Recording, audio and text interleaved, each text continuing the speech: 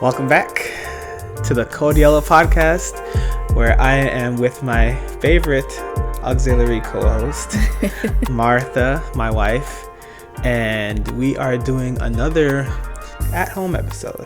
Yeah. Another conversation about, one of the families that compose the podcast. And we are on the other side of an interesting journey we started several months ago. Yeah. What's that journey, Martha? Becoming parents. Becoming parents. So we're really happy to announce that we have our boy.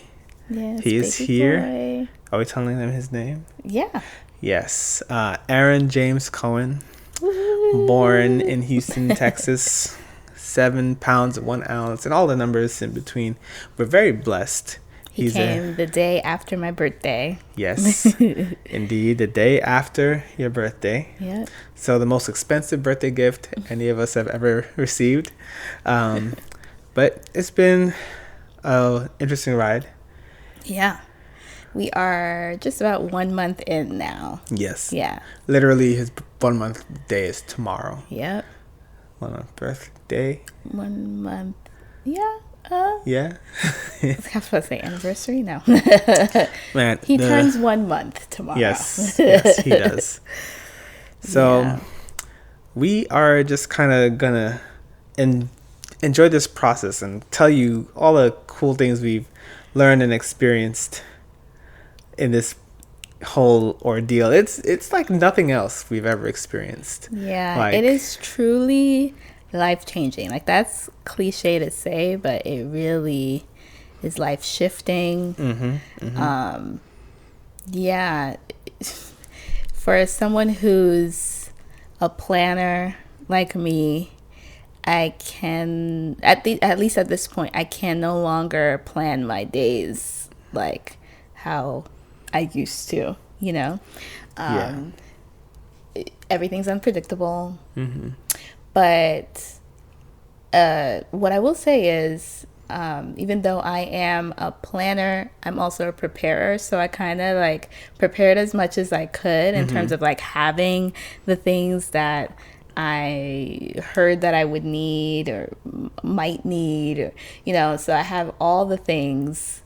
And there are so many resources online and stuff like that. So I'm doing my best to prepare. And honestly, that's the thing. Like, you can only do your best.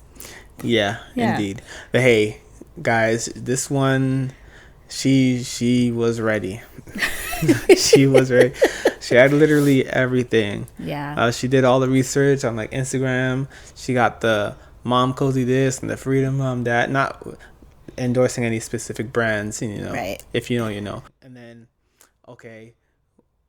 we have like a mobile milk warmer and at home bottle warmer. We have like 2 changing pads. We have like 3. We have like 3 changing pads. But but spatula. I taught Devin about that one. Never in my life would I imagine there would be a small spatula, like a spatula like what you see in your kitchen. We're using it to wipe this baby's behind.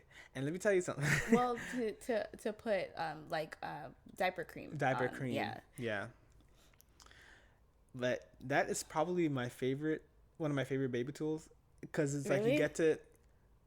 I think the amount of surprise that in its usefulness, that's what makes it my favorite, because I did not expect, because the first time we changed him, I'm like rubbing diaper like A&D on his butt with like my hand, right? And then it gets all in your hand, and then it's like whatever, but you put it on the spatula. It's life-changing. It's great. Yeah, it's great. We are such parents now. Such parents. Like, I've never expected to have a conversation about the joys of wiping my son's behind. I'll tell you, since you said what your favorite baby tool is, that what you're saying? Is a baby product. My favorite, hands down, is the egg. Oh, yeah. No. Okay, so this is not actually called an egg. It's a nightlight little round call, I guess, that like basically you flip it over and it turns on, you flip it over and it turns off, and you can adjust the brightness just by like pressing on it.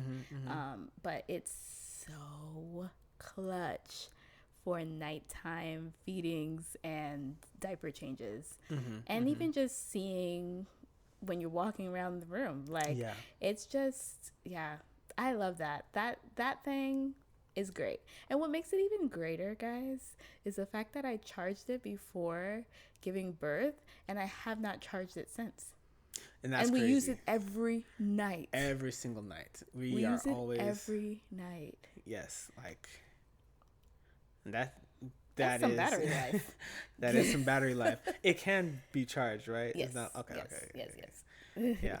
So one interesting thing I noticed about life as a parent is you get these different devices, right? Yeah. So we have this air purifier, right, and we also have this wipe warmer, which I never thought we'd actually get. Right. Those are two things that I didn't plan on getting. Right. The only two things she didn't have on her list that we ended up getting. But the cool thing about those devices is that like they serve as these little night lights as well. So sometimes even I'll freestyle it, like I'll get milk, I'll get whatever. Oh, like you have enough light. Just enough light. Because sometimes I'm not trying to grab that thing, the egg. Yeah. But hey, these different things just seem to, in their own little ways, make life easier. They do, and it makes me grateful that we're parents in this day and age, because there's so many things that did not exist, so many years ago. Imagine lighting a candle to warm some breast milk. I mean, yeah. But then that would be assuming that you would have collected breast milk. Anyway, we can. Right. Then, it's like, when was the pump created? Yeah, there's so many things. But honestly, is it okay if I kind of like take it back to, I won't go into detail, but just a little bit of the actual birth and delivery? Hey, it's your world, girl. Just a little bit. Yeah. I'm not going to get graphic or anything like that. I won't get graphic either. So first off, the delivery was the one thing that I was like, I don't know how I'm going to get through this. I know that before getting pregnant, I think I just had a lot of negative, so I don't want to say self-talk, but like negative ideas about giving birth. Like that's the hardest thing, and there's no way for it to be positive. Like there's no way for it to be a good experience. Like it's just hard, it's gonna hurt, and and I mean the pain is real. But what I will say is I am grateful for, again, my preparedness going into it. I won't say I was the most prepared, because I did not do as many, say, like breathing exercises, Kegel exercise, like all those things. Like there's so much that you can do to prepare. It actually was a little overwhelming. So I think like I just did like a little bit and left it alone. But in terms of like, I knew that I wanted like music playing in the background. So I had the portable sound machine, and I found someone on I think it was on Threads, graciously posted a link to her birth playlist, the birth worship playlist. And that's all I had. I never created my own playlist, but I played that, and that was there the entire time we were in the hospital, in that hospital room, rooms. But yeah, and it was perfect. It was exactly what we needed. That boy was born to worship music, so yeah. He has a calling on his life to be a little worshiper. Yeah. So I'm glad that I had that, which I was basically just trying to create a calm environment as much as I could, and then there were just some really great nurses that took care of us. And then the surreal moment of actually giving birth and seeing him was like, whoa.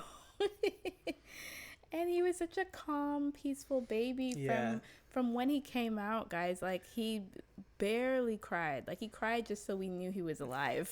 Yeah, literally, he came out and he's like, that was basically it. One or two little.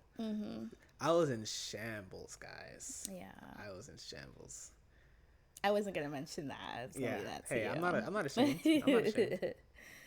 Yeah, I mean, it hit you, and it's like, okay, he's actually here. This is real. You're looking at him, like, you know, I don't know if you're like seeing your features on him at that point. But... yeah, his big head. Yeah, yep, I seen it. Yep. Yeah. So, I wanna say that I'm grateful to God for a positive birth experience in the hospital. Because I did during the pregnancy, and even towards the end of the pregnancy, go back and forth with Devin about like, oh, maybe, you know, we should do a home birth and stuff like that. Now, I definitely know that I'm not home birth material because your girl needs the drugs. Okay. Epidurals are literally magic. Yeah. Literally. And when they're done right. When they're done right, of course, you know, we depend on a great anesthesiologist to drop that epidural line. Yeah. And we depend on wise and intelligent nurses that know how to increase and like, cause we have to shout out our friend. We're not gonna say her name, but she, one of the nurses. I think. She had such great nursing IQ that like she was able to do exactly what Martha needed to help the process go along smoother. Yeah, grateful for great staff. Honestly, we just had a really great experience there. So I can't say anything negative really. It's just, you know what you're getting into when you're gonna have a baby, so there's some things that, you know, they can only make you so comfortable, right? Yeah, like, but for Martha being basically opened up and some human being coming out of her, it was a pretty good experience. It's hard to, well, it's very many ways to mess that experience up, but a lot of everything, most everything went right. Yeah. So now going into parenthood, like actually sleep altering situations, and like it's just so different, guys. It's very different. I now have entirely new perspective on sleep. Yeah, the same 6 hours that used to not be sufficient, I crave. Yeah, that 6 hours. Yeah, I'm like, oh, I got 5 hours. This is great. this is great. I feel rested. Yeah, and when especially with a newborn, you're supposed to feed them every 2 or 3 hours. And I really wonder who wrote the manual on this, because it's not just simply feed them every 2 to 3 hours. It takes about 30 to 40 minutes to fully feed and get a baby down. Like, and imagine that's half of the time, almost approaching half the time that it would have taken, like, you know, that interval, right? 2 to 3 hours, you spend 40 minutes feeding the baby, assuming that they'll eat in a steady pace, because at whatever point he decides he's going to start sipping, or when he decides that what you've given is simply not enough. Yeah. And then he continues eating. And oh gosh. And then putting him to sleep, making sure he is asleep before you put him down. Yeah. But then also holding him upright so he can, like, what is it, digest, or like let's have the milk settle down and stuff. Yeah, time consuming, but we're making it. It's actually crazy that we're a month in. He's still alive. He's alive, and he's growing. Yeah. One unexpected, like, obviously a lot of this is unexpected, but one really unexpected nice thing is just how much humor we've been able to find within this experience. Yes. of learning him. And granted, his personality hasn't even come out yet, but like it's just so interesting because I think because it's been the two of us for so long. Now we have somebody else we can like watch and make fun of. Yeah, we you teased and said it's trauma bonding, but like, when we have a moment to ourselves, we're like, making fun of like his hand positions. Yeah, he does some funny things, and we always like I'm always snapping pictures of funny hand positions or funny faces he'll make or whatever it may be, and we created an album for it because I mean, it's great to find joy in these things. And then I find myself experiencing the whole mom thing of like, oh my gosh, my baby is growing so quickly. Like, it's only been a month and I've already experienced being sad about that he's passed out of some phases. Yeah, being sad that he's changing because he changes so quickly. The way he looks, he's put some more meat on him now. Like, I'm just like, he's so different, and I'm looking at old pictures already. Yeah. Old pictures is crazy for a month-year-old. It's crazy. Okay. Yeah, like he started off really, really light. Yeah. And he got darker in like 2 days. Yeah, but when he came out, I could see that his fingertips and the tips of his ears were like much darker than his face. I was like, he's gonna get darker. We knew he was gonna get darker. Yeah. Yeah, I figured he's gonna land somewhere between Martha and me. Yeah. Well, we'll just keep watching him grow. Yeah. Yeah, he had this one kind of semi 1 month appointment today ish, and he was from 7. He's now 9 pounds. Yeah. So that means that the milk is milking. The milk is milking. Yeah. Yeah. And it's interesting because like even the pumping and breastfeeding process is its own journey by itself. And nobody ever talks about it, but like literally you are creating liquid calories out of your body to feed to this creature, right? So not the creature. So tell us how you like feel generally, like energy levels wise, because I mean like it's got to be something significant. Yeah.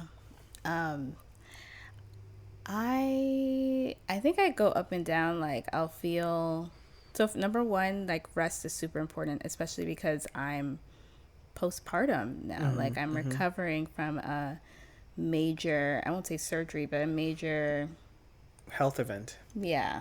Let's say. My body has gone through something major. And so with the sleep being so fragmented now because of caring for him, pumping, like all those things, it's hard to feel fully rested. But when I do, I think that then after, say, like, then pumping again and taking care of him and feeding him and stuff, it gets tiring quickly. And so I'll feel depleted quicker than I would have expected. So I'm like, I'm fully rested. I can take on this day. And then, like, maybe a quarter way or halfway through the day, I'm like, I need a nap. Like, I feel depleted. And then it's hard because I'm supposed to be eating really healthy. But of course, I am craving the unhealthy things as per usual. That's pregnancy. That's Martha, period. Yeah. So, but like, I'm trying to like take in protein. I'm trying to like, eat things that are going to help my milk supply, that are going to help with my energy levels and things like that. But mostly, it's just the balance of it all. And then it's hard to eat sometimes or remember to eat when I'm like focused on taking care of him. Because even in the times when you said like, okay, let's say he wakes up, you're feeding him, and then you want to put him back to sleep. Sometimes he doesn't go back to sleep right away. Sometimes you, like you said, you might have to feed him more, and then he might be fussy and not going to sleep. Right. I've found that sometimes that stretches to like 3 hours where I'm like, yeah, I'm entertaining him, or I'm trying to calm him down or whatever. Time is just going, and I haven't eaten. Yeah. Like with regards to like him staying up and like, you know, being super active, I feel like I don't get the worst of that. Yeah, because usually I'm taking the night shift, and it's either I'm feeding him and he goes to sleep, or I'm feeding him and then he stays up awake looking at me for more food, just looking at me, not crying, just where's the rest? So I feed him again, and then eventually he kind of drifts off or something. Yeah. So I don't see him up and active, refusing to go down, or doing other baby things that Martha is afflicted with in the daytime. Yeah. But it's still such a different journey for us to take care of somebody continuously with no breaks. Well, I will say, we're very, very blessed to have help from my mom. Yes. So we do get breaks every now and again. She does help and take what I call the night shift. And, you know, she's willing to take him for longer. So I'm grateful for that, for sure. And I think that when we are kind of out of this phase of him, you know, right now we're in this phase where we're trying to keep him protected and not exposed to too many people because he hasn't been fully vaccinated yet. Right. However, I think that we'll have at least a little more help when he is vaccinated. Yeah.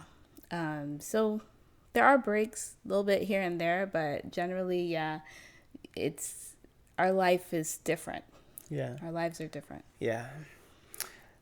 The necessity to say no to things, even though we haven't been asked to do stuff yet, I had to kind of step back or reduce certain things because literally, there's no time. There's no time. Because so much of it is consumed with just making sure that he's fed, that he gets rest, that he gets bathed, that he, you know, gets changed, that he's generally okay. And we are really blessed to have a pretty calm baby. He only really cries when he's hungry. I used to say he cries when he's hungry and when he's cold. But if he's not hungry, he doesn't care about the cold. So it's really just about the hunger at that point, I've realized. A man, like, just like his dad, food makes a lot of things go away for him. Like, yeah, I feel like the most pivotal thing for me in this whole thing is literally thinking about the way that God sees us when you have a baby. And, you know, I feel like God looks at us like a baby. Because imagine, like, you're holding this child, you're trying to feed him, but he's crying, so his eyes are closed, and he doesn't know that the bottle is right there. Or he's decided he's tired of waiting and starts sucking on his own hand, which is not giving him anything. He can do nothing for himself. But now, in trying to do something for himself, he's getting in the way of me providing for him. Yeah. That is a crazy message that God gave me. And it was almost immediate because it's like, move your hand, move your arm. Your arm is blocking. The food is right here. Yes, I want to give to you. I want to provide for you. Yeah. But you're literally blocking your blessing. Yeah. Man, there's a sermon in every day of taking care of that boy. Man. Hey. So, you know, food for my own thought, because what am I blocking God from doing for me? Because I'm decided I want to be self-reliant, or I'm crying too much to just look up. Ooh. Mercy. Ooh. Wow. Mercy, Lord. Yeah. Go with that. Yeah. That's literally write it on your mirror. Not write on your mirror. Yeah. Yeah. Yeah. Any That's other? a good word. Yeah. Praise God. Any other cool stories you want to share? First blowout. Oh my gosh. I don't even want to share that. But just know that I'll say like things like that have increased my, I don't know the word for vigilance. This. Okay, not you knowing. Sounds like patience. Definitely patience is being increased. But I will say my vigilance. I will also say that I am protecting, or I'm learning to protect my peace more and not letting steadiness things stress me out as much, which is something I was practicing even in pregnancy, but now definitely more so. So yeah, things happen. We had a really big blowout one morning, but you know what the blessing was? God gave me a good night's rest the night before. He prepared me. Okay. Yep. So I was okay, and we praise God. Stains are gone. That's another word right there. Yes. I didn't even mean for that to be a word. Give it a shout. But hey, we love that shout. Yes. Cleaning brand. Oh, I get it. Okay. Yes, I have been working on my dad jokes. Oh gosh. Yeah. Pray for us. Pray indeed. But yeah, there are a lot of things happening, and I know there's so many more things to come. He's gonna be, they say, like waking up now, right? Yeah. Which I don't know if that's at 2 months or even 3 months, but personality's gonna start coming out. I'm excited for him to start smiling back at us. Yes. Yeah, but making baby sounds and more baby sounds. Yeah. So there's a lot to look forward to. Yeah. Yeah. So the journey starts here, really well. You're just barely at the beginning, right? Right. So our lives are forever different, and we'll always be no longer just us two. You'll always be a third one who's tugging at our hearts, whether near or far. Yeah. And we're thankful to God for the blessing of it, and we trust that He'll continue to carry us through. So, as we wrap up, just let these little blessings like children and like all these other things teach you more about yourself and awaken you to kind of the cool things that God's trying to do. And with that, we bid you adieu. We love you. Thanks for joining us. And as always, live responsibly, and see you next time.